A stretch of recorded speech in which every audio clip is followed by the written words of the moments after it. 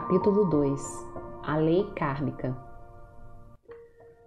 Todos os sofrimentos que o mundo vivencia hoje vêm da ideia de separação de Deus, por não aceitar um Deus que está, abre aspas, tão perto quanto o fôlego, mais próximo que as mãos e os pés, fecha aspas.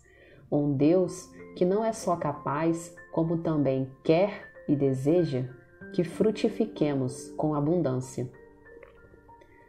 No tempo do paganismo, afora talvez um sentido de gratidão, as pessoas adoravam tudo aquilo que parecesse poder aniquilá-las e começaram a atribuir a tais coisas o poder da divindade.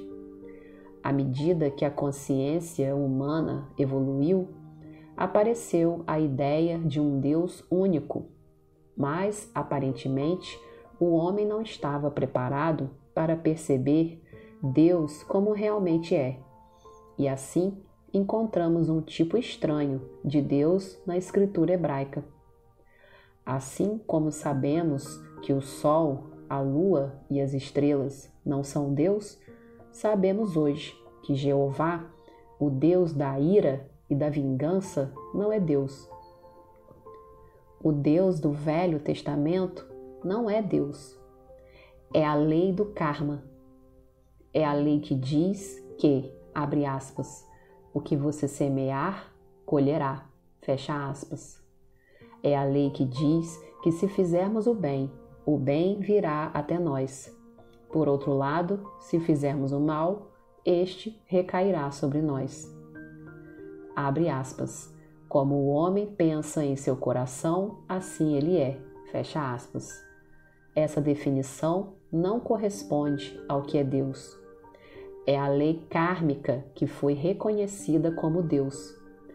A lei nunca foi Deus, como João nos esclareceu ao revelar que, abre aspas, a lei foi-nos dada por Moisés, mas a graça e a verdade nos vêm de Jesus Cristo, fecha aspas. Aí está a grande diferença entre a graça e a verdade de Jesus Cristo e a lei de Moisés. Há um mundo de diferenças entre a lei kármica e Deus, e embora seja necessário que todos conheçam e compreendam a lei kármica, é também necessidade vital que ultrapassemos essa velha lei rumo ao reino da graça.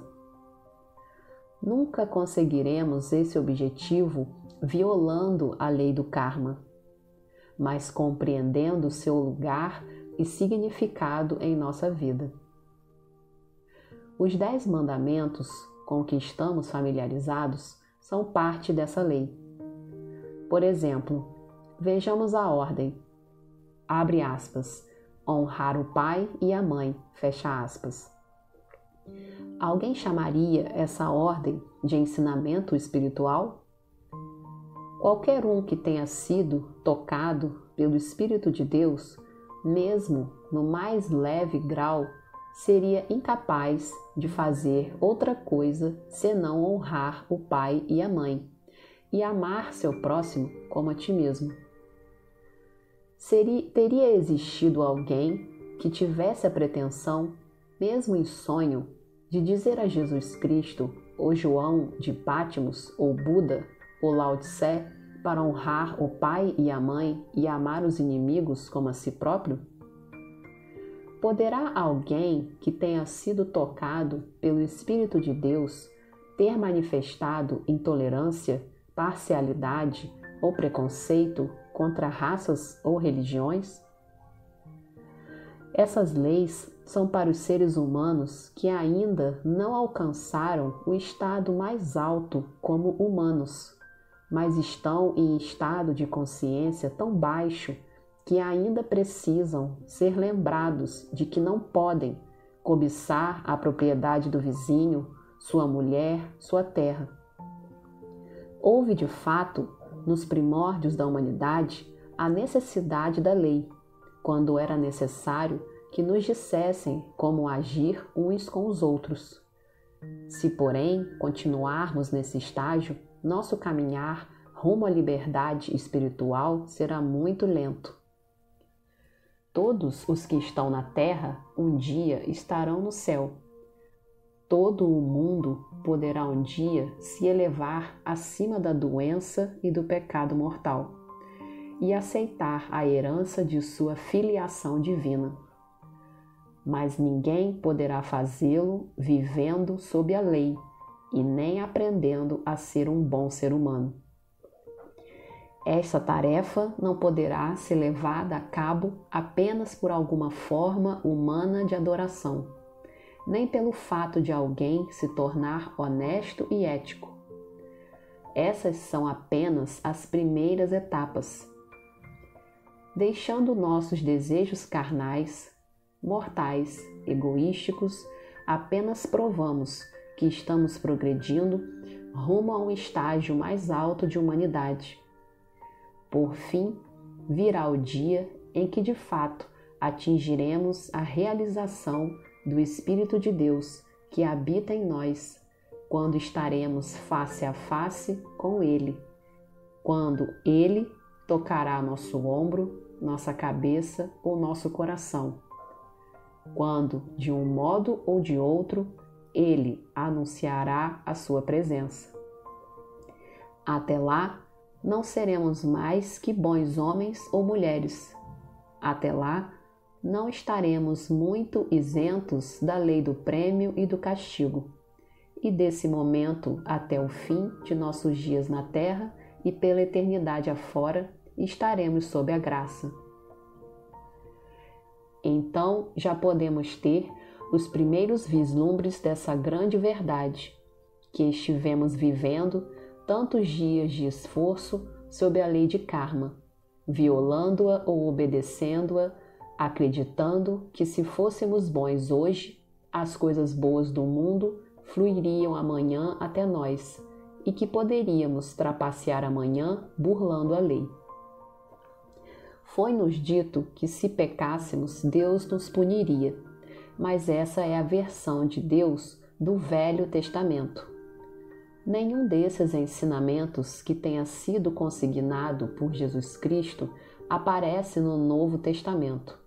Ao contrário, ficou claro que Deus alegra-se mais com um pecador que alcança a percepção do Pai do que com 99 que passem pela terra como justos. Não seria, pois, o caso de imaginar que todos os 99 justos não agradam tanto a Deus quanto um só pecador que, entre aspas, acorde? O Deus de muitas pessoas na terra é aquele que pune o mal e recompensa o bem. Essa representação não é Deus. Nós não temos que temer Deus, nem tentar influenciá-lo ou fazer sacrifícios a Ele. Deus é o mesmo para o santo e para o pecador. Deus é bom, é amor, Deus é eterno, imortal, espiritual, princípio criativo do universo, princípio que mantém e sustenta a criação. E poderá alguém acreditar que Deus seja assim hoje e amanhã, por termos cometido um erro que seja diferente? Não é de estranhar que o mundo hebraico tenha reagido com violência ao ouvir Jesus, o Cristo, que os sacrifícios animais e monetários não agradavam a Deus. Naqueles tempos, as pessoas acreditavam que Deus deveria ser agradado, aplacado, abrandado. Acreditavam que, de algum modo, Deus seria influenciado pela conduta humana. E o mesmo ocorre ainda hoje, quando algum devoto, adorador, acende uma vela para Deus, paga o dízimo pensando em subornar Deus, ou observa jejuns e dias santos com a ideia subconsciente de que tal conduta possa influenciar favoravelmente Deus em seu próprio benefício. Deus nunca premia a virtude e nem pune o pecado. Na verdade, o pecado é punido pelo próprio pecado. Noutras palavras, se alguém fizer uma ligação elétrica errada, será queimado, mas não poderá censurar a eletricidade por isso. A eletricidade não quis puni-lo. Ele trouxe para si a própria punição agindo erradamente. A pessoa que entrar na água ficará assustada, se debaterá e quase se afogará, sem poder repreender a água, mas sim a própria ignorância de como se portar dentro da água. Ninguém pode violar a lei e não ser punido pela violação, mas ninguém poderá censurar Deus pela consequente punição. A culpa disso não está em Deus, mas na conduta individual e na não compreensão individual da natureza da lei. Uma vez que tenhamos compreendido que há uma lei kármica e que os seres humanos estão a ela sujeitos, nossa primeira tarefa será nos colocarmos em harmonia com a mencionada lei. Noutras palavras, se há uma punição para o roubo, devemos, em primeiro lugar, aprender a parar de roubar.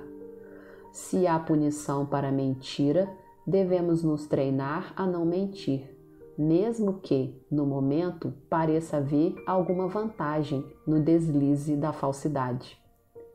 De fato, podemos mentir e enganar em nossos negócios e talvez ganhar algum proveito provisório, mas se compreendermos que toda mentira, engano ou trapaça nos fará por fim naufragar, mais que provavelmente começaremos a nos treinar a não indulgir em relações a métodos inescrupulosos de agir na vida, quer pessoal, quer social e comercial. O primeiro esforço, pois, quando entendemos que há uma lei kármica, é nos livrar dos males que trariam más consequências para nós. É indubitavelmente melhor viver nesse estado de consciência que num estado inferior, mas devemos atentar para o fato de que tal estágio de vida é o estágio hebraico vivido sob a imposição, entre aspas, tu não podes, de Moisés. Tu não podes fazer isso e assim não trarás o castigo sobre ti.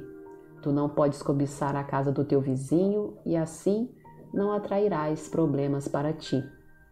Tu não podes roubar, tu não podes cometer homicídio. Deves honrar teu pai e tua mãe, o que significa que não deves esquecê-los, ignorá-los ou maltratá-los. Não se discute o fato de que quando obedecemos aos 10 mandamentos, nos colocamos em harmonia com a lei kármica e nos beneficiamos com isso.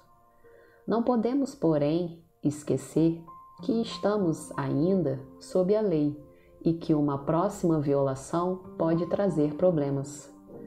Pelo tempo que vivermos apenas sob os 10 mandamentos, estaremos, todavia, vivendo humanamente e sob as leis humanas. Essa é a maior parte de Deus que a Bíblia revela, mas não é Deus. Essa é a lei, é o Deus Senhor, é o Deus Lei, a lei kármica, a lei de causa e efeito. O que semeares, colherás. Isso não é Deus. O que tu semeares, tu colherás. Não se faz menção a Deus. Apenas nos avisa que, quando fizermos o certo ou o errado, ao semear, teremos o certo ou o errado ao colher. Mas certamente está claro que Deus nada tem a ver com a semeadura ou com a colheita. E pois nada disso guarda referência com Deus. Refere-se sim à lei kármica, à lei de causa e efeito encontrada ao longo da Bíblia. Mas como acreditou-se que isso fosse Deus, essa ideia foi perpetuada pelas pessoas que não ousaram ler a Bíblia com objetividade e que hoje chamam a si mesmas de protestantes ou católicas, sendo que todas elas aceitam o velho Deus hebraico dos 10 mandamentos, o Deus de causa e efeito, o Deus do karma. Tentemos agora ver o que seja realmente Deus, se é que o podemos, já que desse ponto depende toda a nossa experiência. É justo e correto ser um bom hebreu, isto é, obedecer aos 10 mandamentos. É justo e correto ser um homem de negócios honesto ao invés de desonesto. E um ser humano saudável ao invés de doente. Tudo isso, porém, não tem relação alguma com o caminho espiritual, nem com o nosso destino final, que é retornar à casa do Pai, para a teoconsciência. Para alcançarmos nosso intuito final, devemos compreender a natureza divina, e assim certamente surgirá uma pergunta em nossa mente: que é Deus? Antes de mais nada, temos de saber que nossas orações e meditações não influenciam Deus para que faça ou não o bem para nós, e que nós não podemos trazer a glória de Deus para nós mesmos e nem para qualquer outro. Tudo o que podemos fazer é reconhecer que Deus, que está em nós, é poderoso e não por nossa causa, mas exatamente porque nos foi dada a graça de reconhecer que é aquele que sempre é. Eis porque o Mestre disse aos discípulos para não se glorificarem por terem subjugado os demônios, mas por terem os seus nomes escritos nos céus. Eis porque ninguém deve ousar se glorificar por causa de uma cura. Nenhum ser humano jamais efetuou uma cura.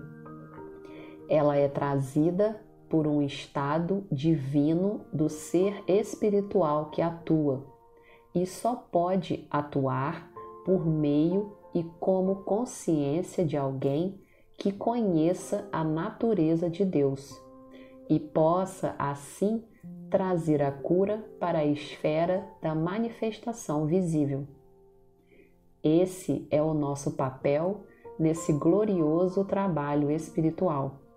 Apenas esse é o nosso papel: conhecer Deus e conhecê-lo corretamente como vida eterna. Quando conhecermos a natureza de Deus como amor e vida eterna, nunca mais nos ocuparemos com a morte, a velhice ou a doença, como se houvesse uma realidade que pudéssemos mudar trazendo Deus para ela. Compreendamos que não há nada a fazer quanto a Deus. Há o que fazer quanto ao que semeares colherás.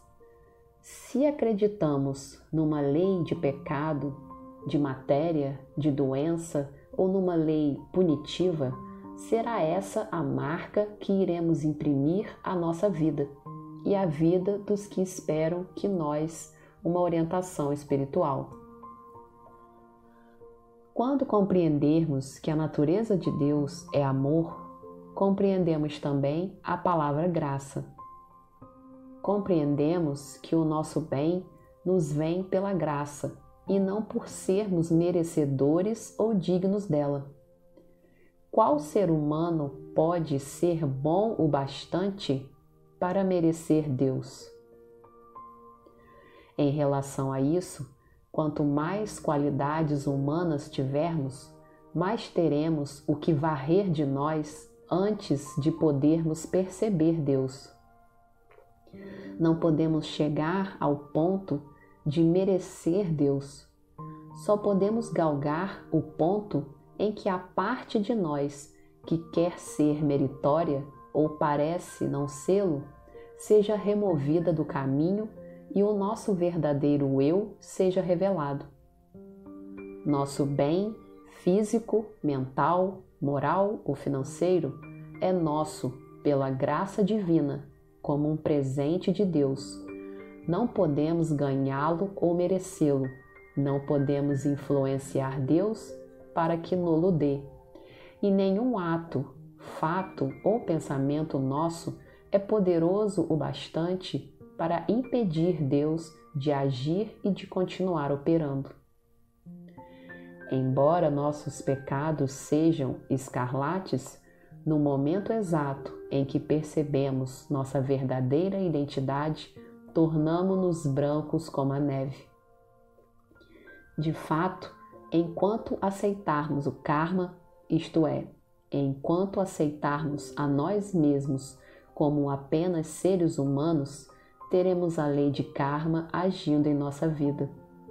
Mas a lei para de atuar tão logo assim meditemos. Abre aspas. Eu estou saindo, me separo e agora vou viver sob a graça. Fecha aspas. E no momento em que realmente estivermos vivendo sob a graça, cairá em desuso a palavra eu. Paramos de nos vangloriar de que o eu é bom e meritório, e paramos de nos condenar por ser o eu mau e indigno. Esquecemos mesmo o passado e reconhecemos que não vivíamos uma hora atrás e que não podemos viver daqui a uma hora. O único momento em que podemos viver é agora, e agora estamos vivendo na graça. Agora não há pecado, doença, morte ou iniquidade. Nada age em nossa consciência a não ser o amor de Deus, não o seu ou o meu amor. Se em verdade apenas pudermos chegar a algum grau de compreensão da natureza de Deus, quantos anos tiraremos de nossos ombros, quantas lembranças de nossas ações e omissões passadas, quanto de maus pensamentos tiraremos de nós e começaremos a compreender que agora somos os filhos de Deus. Agora, nesse momento de divina graça, toda lembrança de nossos anos passados se esvai. Agora queremos esquecer nossos feitos, quer bons, quer maus. Queremos esquecer o disfarce, o papel que estivemos a interpretar nesse particular espetáculo e deixar que se vá, juntamente com nossa roupagem e tudo que lhe diz respeito. Se pudermos relembrar o melhor e mais elevado exemplo de paternidade que conhecemos, veremos que nenhum pai real permite que animosidade, impaciência ou intolerância interfiram em seu amor paterno para com os filhos. Entendido isso, desaparecerá todo contrassenso sobre um Deus punitivo e vingativo. Deus é puro demais para admitirmos nele a iniquidade. O Mestre disse ter vindo à Terra não para satisfazer sua vontade, mas a vontade do Pai. E qual é a vontade do Pai? É sanar a doença, ressuscitar os mortos, perdoar os pecadores. Seria este um Deus punitivo? Disse o Mestre, abre aspas, nem eu te condeno, fecha aspas. Este é um Deus punitivo? E disse ao ladrão na cruz, abre aspas, hoje estarás comigo no paraíso, fecha aspas. Será isso punição? E disse ainda, abre aspas, teus pecados te são perdoados, fecha aspas. Em toda a revelação do Mestre, não há registro de condenação ou punição por parte dele. Mas lemos isto, abre aspas, não peques mais para que não te aconteça coisa pior, fecha aspas. Disse ele que Deus nos castigaria? Não. São nossos pecados que nos infligem castigo, não Deus. Nossos erros retomam sobre nós. E nem temos de consumar o ato pecaminoso. Basta o simples desejo ou vontade dele, como nos acautelou Jesus, o Cristo, contra o olhar para uma mulher com pensamento adúltero.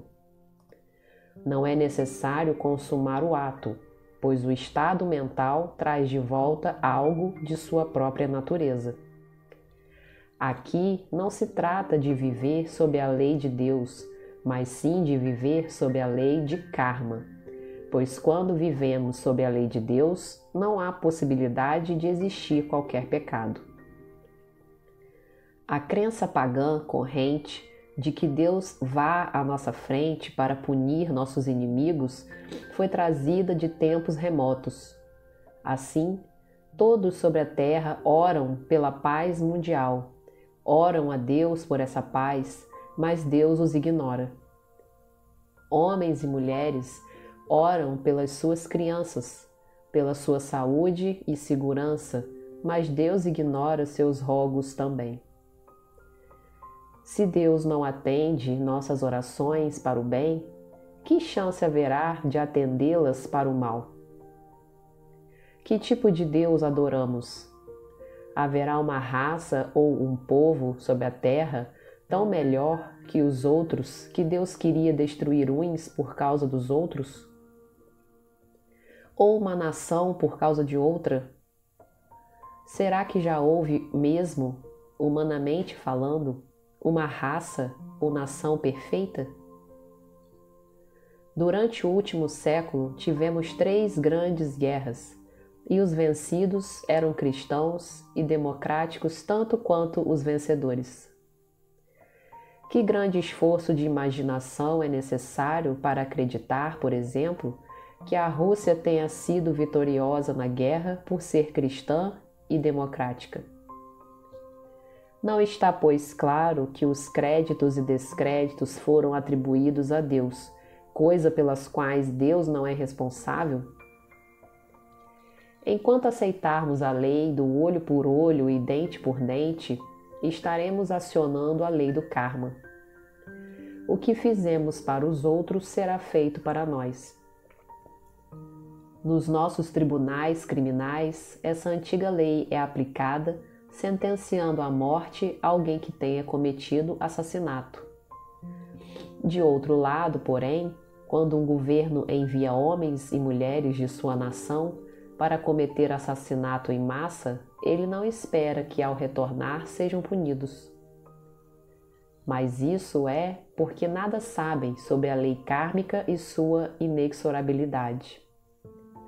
Não há escapatória às penas geradas pela violação dos 10 mandamentos. Há uma punição para cada violação dos 10 mandamentos, mas não é uma punição de Deus, é uma punição que recebemos como resultado de atos ou pensamentos que nós mesmos acionamos. Em outras palavras, nós criamos o nosso amanhã pelo nosso hoje. Tudo o que fazemos hoje determina algo que vai ocorrer em nossa vida amanhã ou depois. A miúde, nos espantamos com certos desastres que acontecem em nossa vida, pensando que nós não os merecemos, mas não é verdade.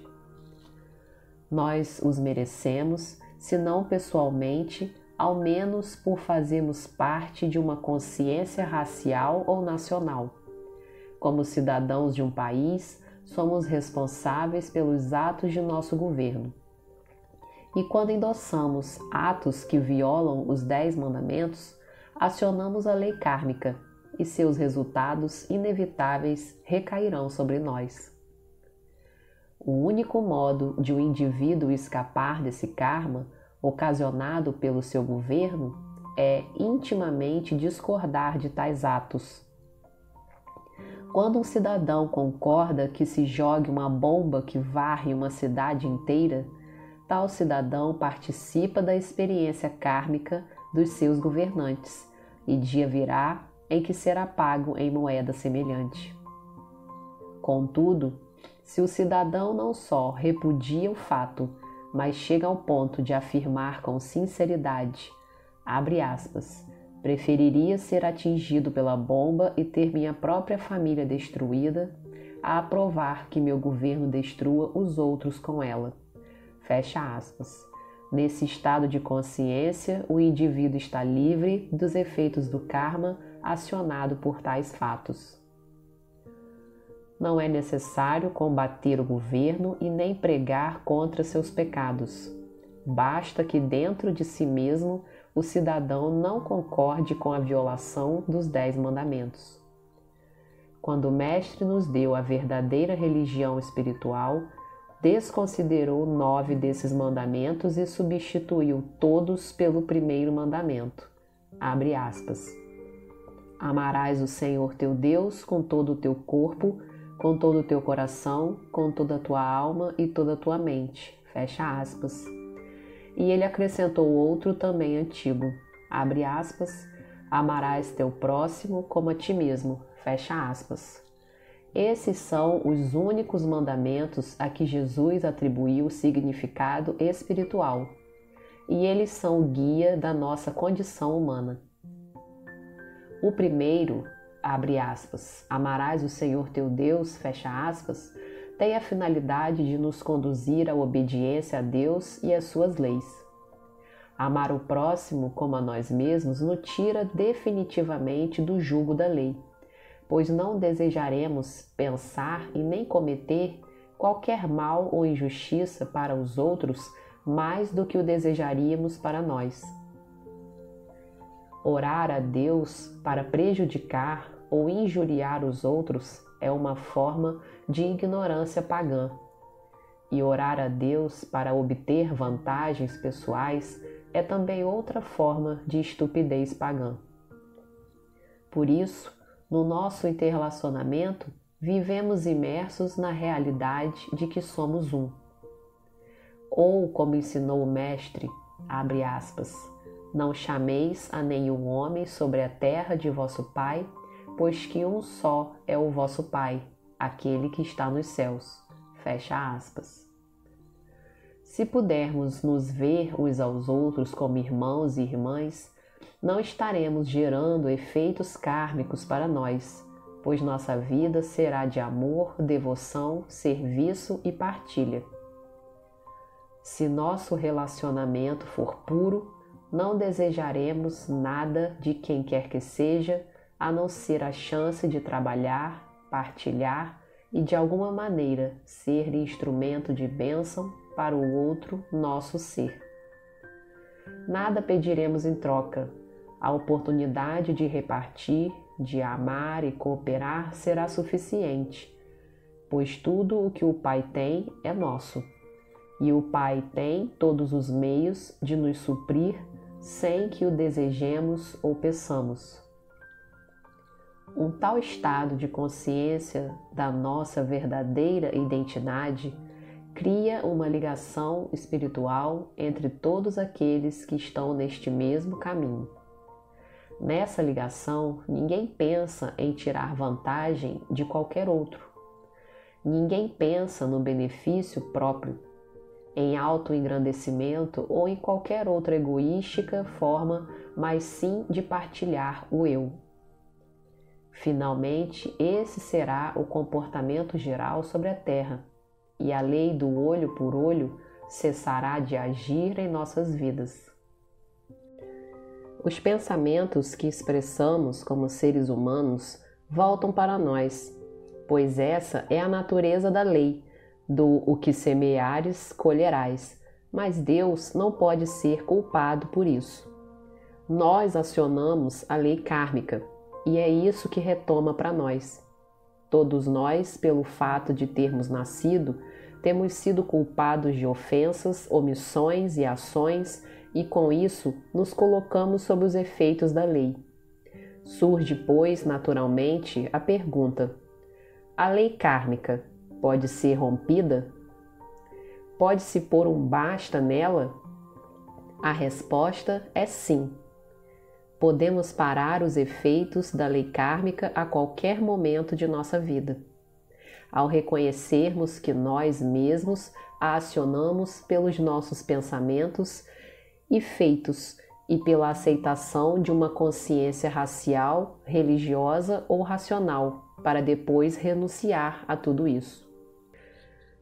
O modo de parar a lei kármica é o arrependimento e o viver constantemente numa atmosfera de amor e de perdão. Não seremos mais seres humanos ansiosos por não mais estarmos abrigando pensamentos e façanhas da mortalidade. Desse momento em diante, o único karma ao qual estaremos sujeitos será o racial e o nacional, e mesmo este podemos rejeitar dentro de nossa consciência. Se houver uma guerra amanhã e formos chamados a servir as armas, poderemos atender ao chamado. Nós, abre aspas, devolveremos a César o que é de César, fecha aspas. Poderemos cumprir nossas obrigações de cidadãos, porque, se não fizermos a nossa parte, estaremos nos subtraindo só temporariamente desse problema e empurrando outra pessoa a servir em nosso lugar, a ocupar a posição que seria nossa. Isso é muito pior que aceitarmos o chamado às armas, porque, no fundo, respondendo ao chamado, podemos desaprovar o fato e orar sinceramente pelo inimigo como por nós mesmos.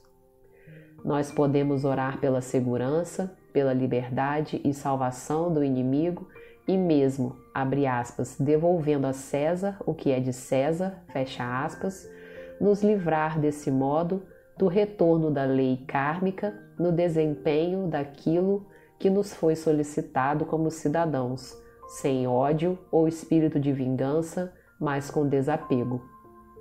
Só uma coisa nos livra da lei do que semeares colherás, que é parar de semear. E a única maneira de parar de semear é reconhecer nossa identidade espiritual. E aí não mais precisaremos alcançar, arquitetar, tramar, planejar, agarrar ou mesmo desejar qualquer coisa que os outros tenham, mas poderemos ser espectadores atentos de quão maravilhosos caminhos o Pai dispõe para nos prover sem privar outrem. No caminho infinito, reconhecemos que há uma lei, mas também há algo chamado graça.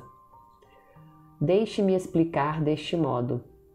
Se ainda não tivermos aprendido a metafísica moderna, estaremos sujeitos às leis da matéria, que nos subjugam neste plano humano, como as do clima, das infecções, da hereditariedade, do meio ambiente, do tempo e do espaço. Todo ser humano está sujeito ao tempo. De fato, se olharmos para o calendário o tempo suficiente, nos sentiremos envelhecidos, fracos e exauridos. Aqueles que já tiveram alguma experiência com curas metafísicas ou espirituais já perceberam que essas leis da matéria não têm poder na presença da compreensão espiritual. Há teorias e crenças, mas a graça deixa-as todas de lado. O que não significa que no plano humano não existam leis materiais e nem significa que não existam leis mentais. Apenas quer dizer que o estado de graça põe de lado a ambas, as leis da matéria e as da mente. Sob a graça não há lei. No reino do Espírito, que é o estado de graça, não há dois poderes atuando, se superpondo ou deslocando mutuamente. Há apenas um. Não há oposição e nem contenda no reino do Espírito. Há apenas o estado de graça que por si só é a lei que elimina qualquer fase da materialidade.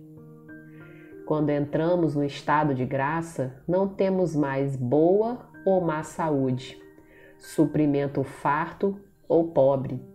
Vivemos num estado de espiritualidade no qual não há nem bem nem mal, graus ou comparações. Há apenas o ser divino, o ser espiritual, o ser único. É só quando paramos de pensar de um modo dualístico em doença, saúde, riqueza, pobreza e começamos a pensar em termos de espiritualidade que transcendemos não só o que há de ruim na humanidade, mas também o que há de bom. Transcendemos os 10 mandamentos e nos elevamos àquela consciência que Jesus Cristo revelou nos 2 grandes mandamentos, que nos confirmam haver um só poder, um só Deus, um só Espírito, uma alma, e que cada um e todos nós somos apenas um. Essa confirmação é apenas o primeiro passo. Os mandamentos devem ser vividos.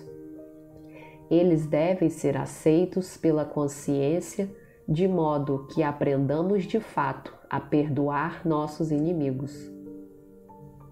Aprendamos a não criticar, julgar ou condenar aquele que cometeu um erro, não o perdoando, mas na medida em que este se esforça para se compreender, ajudando-o a perceber que a natureza de Deus é de fato a alma de cada pessoa. Qualquer ser humano bom pode olhar com benevolência as faltas alheias e perdoar os pecados dos outros. Qualquer ser humano bom pode fazê-lo, mas necessita da visão espiritual que o capacite a dizer, abre aspas, eu não vejo ninguém, só a face do Senhor é que brilha. A alma de Deus transparece através de todos os olhos. Fecha aspas. Uma tal compreensão não cura doentes ou pecadores, torna-os mortos mais facilmente, de modo que seu ser espiritual possa ser revelado. O quanto antes o homem, entre aspas, morrer para a sua humanidade, mais cedo sua alma se mostrará e se revelará. Certa vez, um conhecido perguntou-me por que eu gastava tanto tempo em trabalhos de cura. Quis saber, por exemplo, por que seria bom curar uma senhora muito idosa, já que em 1 ano ou 2 ela morreria de qualquer jeito. E o que ela faria nesse meio tempo com um pouco de saúde? Abre aspas. Será que com saúde ela tricotaria mais meias para o seu neto? Fecha aspas.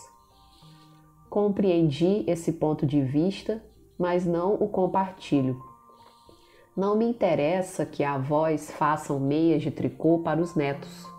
Apenas me interessa que a alma de cada pessoa aqui na Terra seja manifestada, a alma que permanecerá pela eternidade. Não me interessa rezar para os pecadores para torná-los bons, e nem mesmo tratar doentes para que fiquem saudáveis.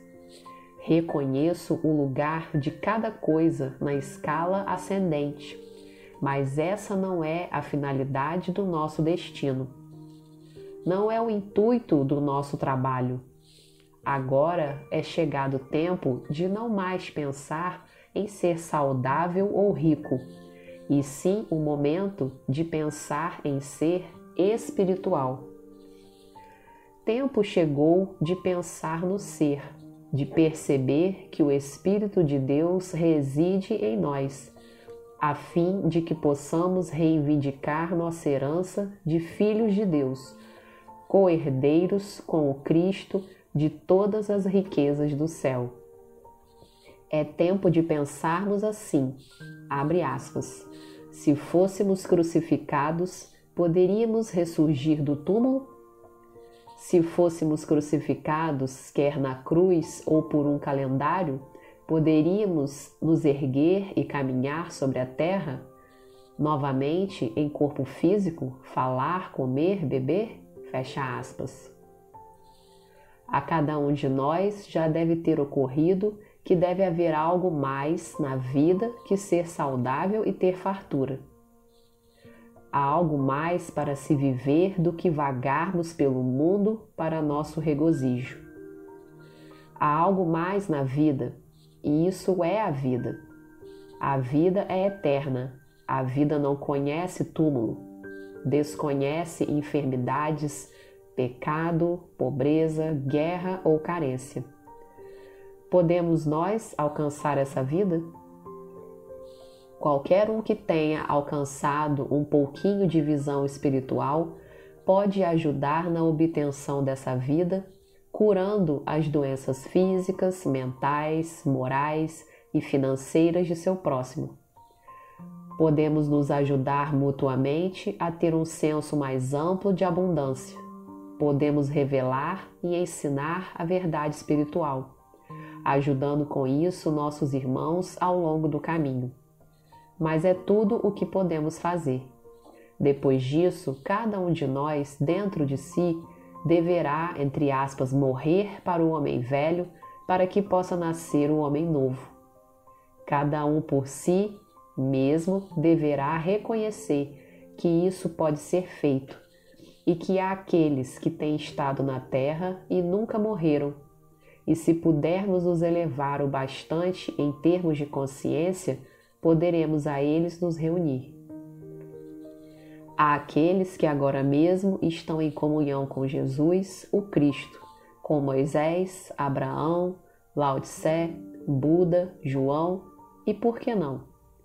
Podemos comungar com os irmãos que estão juntos de nós, mas você dirá, meus amigos estão vivos. E o estão também nas grandes almas. Ninguém morre jamais após ter tido a iluminação espiritual. Um pouco só da compreensão de que a vida é mais que a matéria, de que a vida é mais do que os nossos olhos veem, mesmo isso é iluminação bastante para evitar que alguém morra. É necessário um pouco da compreensão de Deus, o que não significa necessariamente que todos nós perambularemos para sempre sobre a terra. Isso não faz parte do plano. Também não significa que nossas crianças permaneçam como tais para sempre. Terão de se tornar jovens, adultos e finalmente maduros. Há diferentes estados e estágios de consciência, e nenhum de nós fica para sempre no mesmo estado. Se todos atingem a idade madura, significa apenas que superaram um estágio de suas vidas para entrarem noutro. Esses anos de nossa vida são os mais frutíferos, os mais alegres, os mais felizes e prósperos de todos. O Filho de Deus está dentro de cada um de nós. Cristo não é um homem que passou pela terra 2000 anos atrás. Esse homem foi Jesus, mas o Cristo é o Espírito de Deus no homem. Era esse Espírito a consciência transcendental de Jesus e é essa consciência que é o Filho de Deus em nós. Sua função é nos curar, alimentar, vestir e abrigar, ser uma proteção e segurança para nós, assim como o foi na Galileia. Para nos valermos dele, temos de nos livrarmos deste Deus de prêmio e de castigo e aceitar o Deus de amor, no qual não há escuridão, nem qualidades humanas, nem sombra, nem mortalidade. Quando conhecermos Deus desse modo e não mais o temermos, nem sua cólera e punições, e o compreendermos como um Deus de amor e vida eterna, saberemos que não estamos sobre qualquer ameaça de doença, morte ou velhice, pois em Deus nada há tais coisas. A função do Mestre, isto é, o Cristo em nós, é anular a idade, pensamentos pecaminosos e desejos, doenças, perdas, limitações e, finalmente, o último inimigo, a própria morte. Se semearmos no Espírito, moraremos na verdade espiritual de que eu e o Pai somos um, inseparável e indivisível, mesmo que façamos nossa cama no inferno e temporariamente caminhemos pelos vales das sombras da morte. Eu e meu Pai somos ainda assim inseparáveis e indivisíveis. Somos um e tudo o que o Pai tem é nosso, não por tê-lo ganho ou merecido, mas pela graça de Deus. O que Deus faz, o faz sem qualquer razão para fazê-lo. Será o amor de Deus menor que o amor de uma mãe? O que uma mãe faz pela sua criança, o faz sem qualquer razão, e ela nada cobra em troca da criança. A mãe sabe que se desdobra pela criança por causa do amor que a move. A mãe nunca pune sua criança, corrige, disciplina, isso sim, mas uma mãe normal não pune. A mãe humana ama menos uma criança que errou do que outra boazinha? Pelo contrário, às vezes até um pouco mais. E terá uma mãe mais amor que Deus? E será Deus menos que uma mãe humana? Deus não é super-humano, não é uma pessoa com emoções humanas. Deus não tem piedade e nem condena. Deus é e está disponível para todos aqueles que podem reconhecer que Deus é. Todas as nossas orações absurdas suplicando que Deus seja diferente do que é, cessarão no momento em que descobrirmos que Ele não é influenciado pelo homem e nem recebe suas ordens. Deus não aceita nossa ideia de justiça, de amor e piedade, mas nos concede sua ideia de amor, de justiça e mercê, se escutarmos a pequena voz silenciosa.